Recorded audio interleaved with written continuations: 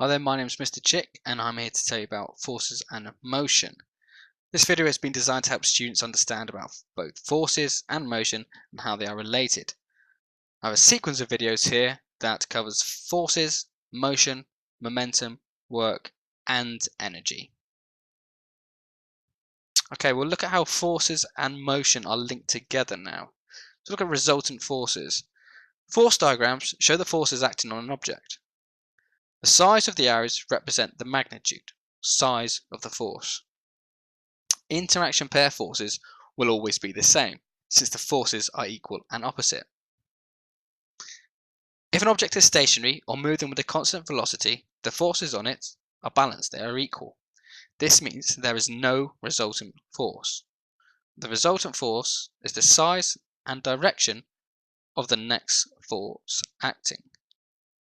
In these two examples below, there is no resultant force because the forces that are acting can't cancel each other out. They are balanced. In this example, the vertical forces cancel out. The thrust force is equal to the resistant forces, friction and drag. The horizontal forces also cancel out, so the forces are balanced. So the car is moving with constant velocity.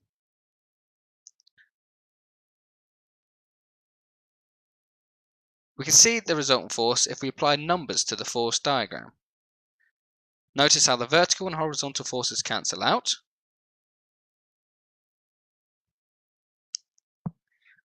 In this example, the vertical forces cancel out again. Obviously, the forces are going to be balanced. Otherwise, if gravity or weight was greater than the reaction force, the car would fall through the ground, and obviously if it was vice versa, the car would fly off into space. The thrust force is bigger than the resistant forces, friction and drag. The forces are therefore unbalanced. This means the car is accelerating. Plug some numbers back into this one. Notice how the vertical forces do cancel out, and there is a net force in the direction the car is moving. If you have 2,000 and you minus 500 and minus the other 500, you see the net or resultant force is 1,000 newtons in the direction the car is moving. Another example, the thrust force is smaller than resistant forces here, so the forces are unbalanced. This means the car is decelerating. So plug some numbers back into this one. We can see the resultant force if we apply the numbers to the force diagram. Notice how the vertical forces cancel out again. Notice how there's a net force in the opposite direction the car is moving. So now you can see we have 500 in one direction, but 1,000 in the opposite direction. So the net or resultant force is 500 newtons against the motion of the car. In this example, there are no horizontal forces acting, so the only force is weight due to gravity acting on the apple. This means the apple is accelerating. This is a different example. Again, no horizontal forces acting. The vertical forces are, however, equal. This means the skydiver is falling with a constant velocity. When an object falls and accelerates, air resistance increases. Eventually, the air resistance equals the weight of the object. When this happens, the object has reached its maximum speed. This is called terminal velocity. Have a look at this flash animation here. We can see how the forces act on a skydiver. So, as he falls, air resistance begins to increase until it matches his weight. He reaches the terminal velocity, opens his parachute, which increases the force of air resistance. This decelerates him until the forces are balanced. So look through this again. Air resistance increasing, terminal velocity. Air resistance outweighs the weight, decelerates until they balance back out with a lower terminal velocity. Okay, all falling objects accelerate the same. This is because the acceleration due to gravity is 10 meters per second squared, or 9.81. Objects with larger mass have a greater terminal velocity. This is because its weight is bigger, so air resistance needs to be bigger to equal the force of the weight. The faster something falls through the air, the more air it passes that resists it. If you increase the surface area of an object, it will increase the air resistance. This means that the object will have a lower top speed. Here's two animations. We can see the effects of air resistance on objects.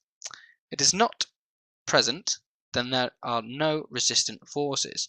So this is obviously seen in our right diagram here. The elephant and the penny fall, they accelerate at the same rate, but because there are no resistant forces, they continue to accelerate. The diagram on the left has got air resistance. So even though they start off accelerating at the same time, the penny reaches its terminal velocity much quicker because the force due to air resistance is reached a lot quicker than with the elephant.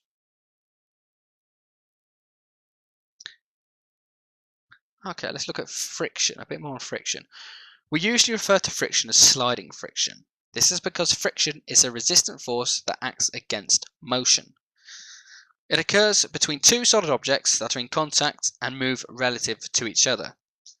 Friction must have a limit, otherwise things wouldn't move or slide. So, friction has a limit. If a force of 10 newtons is used to push the rock, then the friction acting is 10 newtons.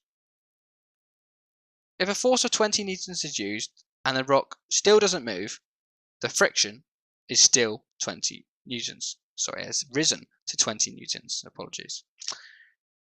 If a force of 21 newtons is used and the rock moves, the friction is 21 newtons. So now it started to move. It didn't at 20 newtons, but now it does. If a force of 30 newtons is used, the rock still moves, and the friction is still 21 newtons. So the friction hasn't increased, it stayed exactly the same. If a force of 1,000 newtons is used, the friction force is still 21 newtons. As soon as the friction has been overcome, it does not increase. It remains the same. I've been Mr. Chick. I hope this video has been helpful to you. Thank you for watching.